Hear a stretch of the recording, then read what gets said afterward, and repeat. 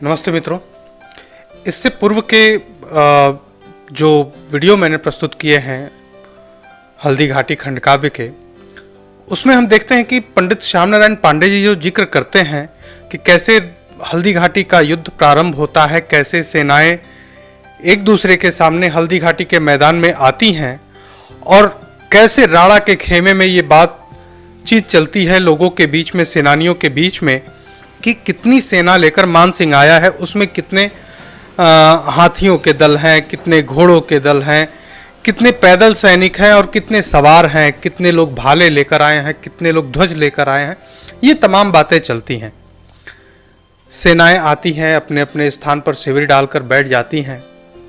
अगली सुबह अचानक इधर मान सिंह भ्रमण पर निकलते हैं शाम को, और इधर युद्ध से ठीक पूर्व महाराणा प्रताप भी भ्रमण कर रहे हैं उधर वन में। तब तक कोल भील और राणा के जो लोग हैं वो पकड़ लेते हैं मान सिंह को, हथकड़ी पहना देते हैं और राणा के पास लाते हैं। तो इस सर्ग में हम यही जानेंगे कि आखिर ये घटना घटित कैसे होती है। नाना तरुवेल लतामय पर्वत पर निर्जन वन था, निस्वस्ती थी झुरमुट में वह इतना घोर सघन था। पत्तों से छन छन कर थी आती दिनकर की लेखा, वह भूतल पर बनती थी पतली सी स्वर्णिम रेखा। लोनी लोनी लतिका पर अविराम कुसुम खिलते थे, बहता था मारुत तरुदल धीरे धीरे हिलते थे। नीलम पल्लव की छवि से थी ललित मंजरी काया, सोती थी तृणशैया पर कोमल रसाल की छाया। मधु पिला पिला तरु तरु को थी बना रही मतवाला, मधुस्नेह वलित बाला सी थी नव मधुक की माला।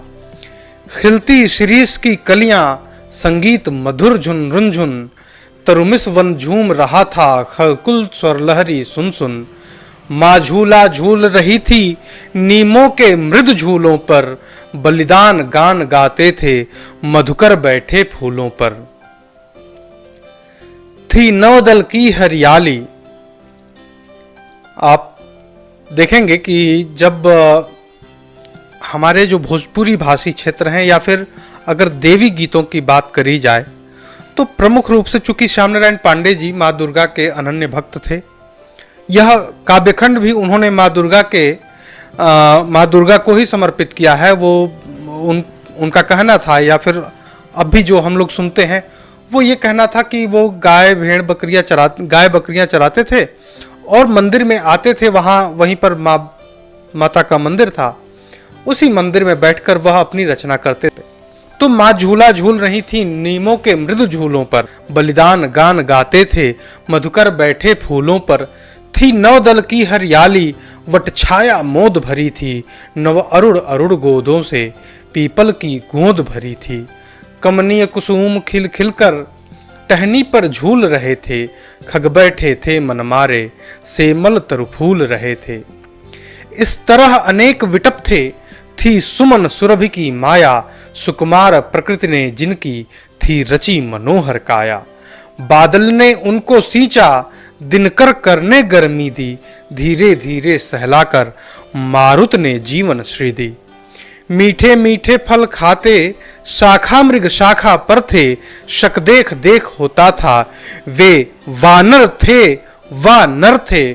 फल कुतर कुतर खाती थी तरु पर बैठी गिलहरियां, पंचम स्वर में गा उठती रह रह वन की परियां। चह चह चह फुदक फुदक कर डाली से उस डाली पर, चह चह चह फुदक फुदक कर डाली से उस डाली पर, गाते थे पक्षी होकर न्योछावर वनवाली पर। रत चरकर पगुराती माँ को दे सिंग ढकेल रहे थे, कोमल कोमल घासों पर मृगछौने खेल रहे थे। अधखुले नयन हरिणी के मृदुकाय हरिण खुजलाते, झाड़ी में उलझ उलझ कर 12 सिंहे थे झुझलाते। वनधेनु दूध पीते थे लहरू दुम हिला हिलाकर, माँ उनको चाट रही थी तन से तन मिला मिलाकर। चीते नन्हे शिशुलेले चलते मंथर चालों से, क्रीड़ा करते थे नाहर अपने लघु लघु बालों से। झरनों का पानी लेकर गज छिड़क रहे मतवाले, मानो जल बरस रहे हों सावन घर काले काले। भैंसे भू खोद रहे थे आ नहा नहा नालों से, थे केल भील भी करते भालों से करवालों से। पूरा दृश्यांकन कि शिविर लगने के बाद कल से युद्ध होना है, उसके बावजूद भी प्रकृति अपने में मग्न है।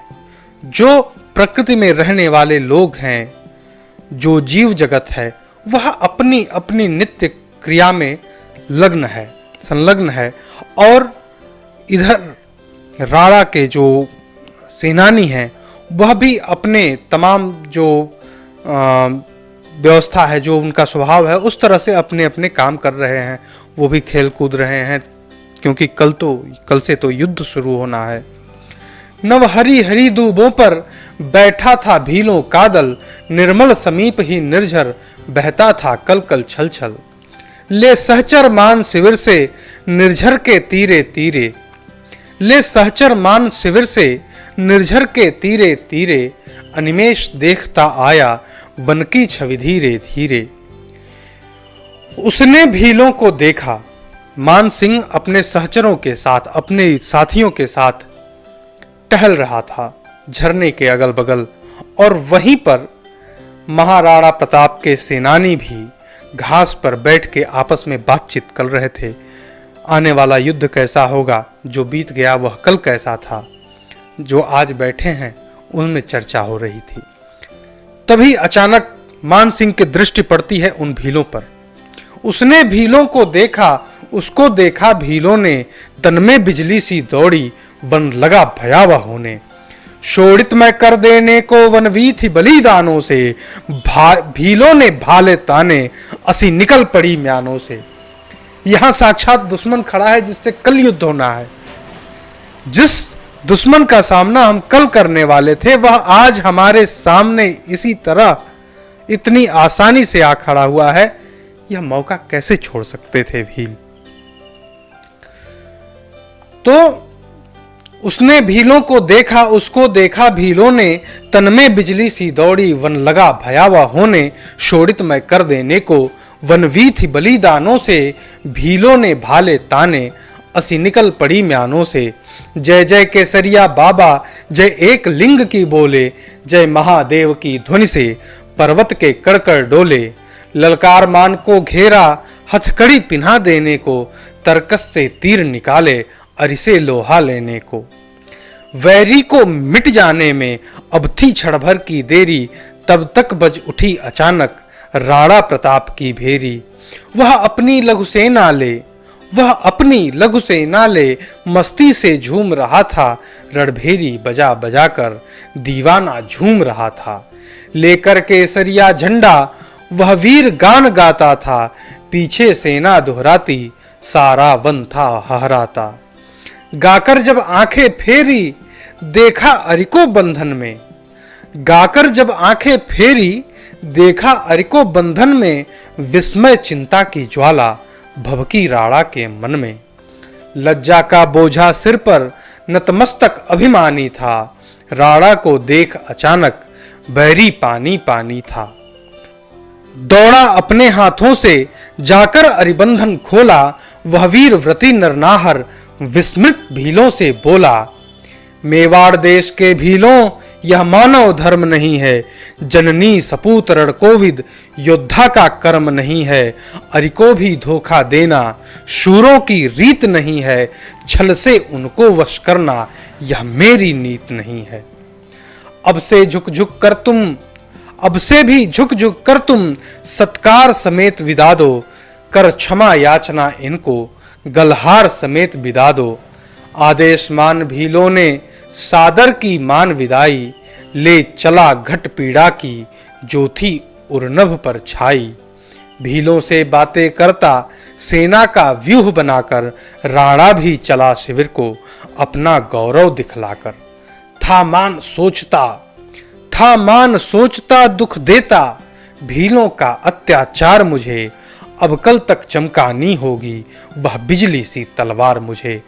है अपाभार से दबा रहा, है अपाभार से दबा रहा राणा का मृदु व्यवहार मुझे।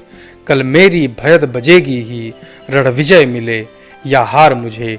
कल मेरी भयद बजेगी ही रण विजय मिले या हार मुझे। नमस्ते दोस्तों, इसके साथ ही 9वां सर्ग भी आज समाप्त होता है।